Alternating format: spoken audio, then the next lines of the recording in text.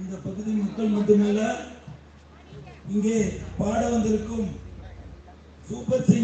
Super singer புகழ், TV புகழ் அருணா மற்றும் அகிலா சகோதரிகள் அவர்கள் ப்ரோக்ராம்ல பாடி இருக்கலாம்.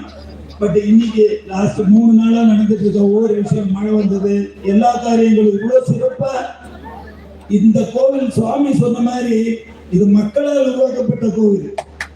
இந்த 50 வருஷம் 82ல இருந்து இன்னைக்கு 2026 வரைக்கும் இந்த கோவில் சாமிஜி சொல்லும் போது பாலாலயத்தை சொன்னார், இது ராஜா கட்டின கோவில் இல்ல, இல்லைன்னா வேற மாதிரி கட்டின கோவில், இது மக்களால் உருவாக்கப்பட்ட கோவில், உங்களோட கோவில்.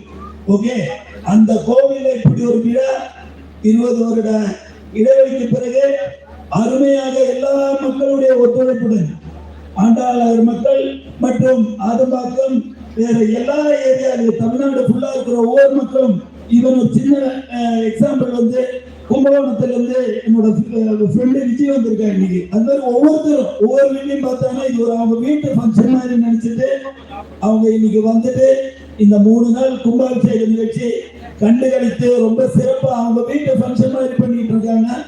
இந்த வேளையில் ஒரு பெரிய சந்தோஷமான விஷயம்னா, சாமிஜி ஸ்டேஜில் நான் பார்த்து என்னோட வணங்கும் தெய்வம் பிரணவானந்த சுவாமி அவர்கள் ஸ்டேஜில் இந்த இளம் தலைமுறை இசைக்கலைஞர்களை வாழ்த்த வேண்டும் கேட்டுக்கின உடனே இம்மீடியட்டா வரேன்னு சொல்லி அவ்வளவு தூரம் நடந்து வந்திருக்காரு. அவர் பெரிய கரவொலி கேட்க வேண்டுமாய் கேட்டுக்கொள்கிறேன்.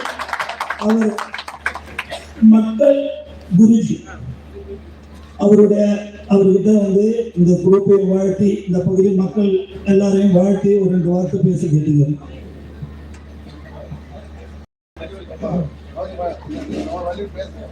शांतानंद गुरुं देवं सच्चिदानंद विग्रहं सर्वदा सुप्रसन्नं कं ह्यवदं समाश्रये. நமது புவனேஸ்வரி பக்த மண்டலி என்று அடியனுடைய சத்குருநாதர் சாந்தானந்த மகாசுவாமி அவர்கள் 1983ஆம் ஆண்டு இங்கே பிள்ளையார் கோவிலாக இருக்கும் பொழுது இந்த பிரிவில் இருக்கக்கூடிய மக்கள்கள் அவரை அணுகும் பொழுது இங்கே புவனேஸ்வரி ஸ்தாபனம் செய்ய வேண்டும் என்று அவர்கள் சொன்னார்கள். மகான்கள் சங்கல்பம் ஒரு பொழுதும் உய்யாவதில்லை. அந்த மகானுடைய ஒரு பரிபூர்ண அனுகிரகத்தினால வேதம் வழிவாது இங்கே மகரிஷிகள் வழிவகுத்து கொடுக்கப்பட்ட அனைத்து விதமான ஹோமங்களும் 40 ஆண்டுகளாக இங்கே தொடர்ந்து நடைபெற்று வருகிறது. இந்த மாதிரி திருவிழா காலங்களில் ஆரம்பம் முதலே வேதங்களிலேயே போற்றப்பட்டுள்ளது, இந்த மாதிரி பாடல்கள் எல்லாம் கண்டிப்பாக பாட வேண்டும் அப்படி என்று. கிருஷ்ண யஜுர்வேதம் 7ஆம் காண்டத்திலே காயந்தம் அப்படின்னு சொல்லி இருக்கிறார்கள். பாட்டுகள் நிறையாக பாட வேண்டும். இப்பொழுது நமக்கெல்லாம் புரியும்படியாக ஒரு 1 மணி நேரமாக இந்த இடத்துல மனது தொடுமுடியாக பாடல்களை எல்லாம் அருணா அகிலா சகோதரிகள் இங்கே பாடியிருக்கிறார்கள். அவர்களுக்கு எல்லாம் அந்த சத்குருநாதர்களுடைய அருளும் ஜெகன்மாதா புவனேஸ்வரி தேவியினுடைய அருளும் பரிபூர்ணமாக கிடைக்கணும்.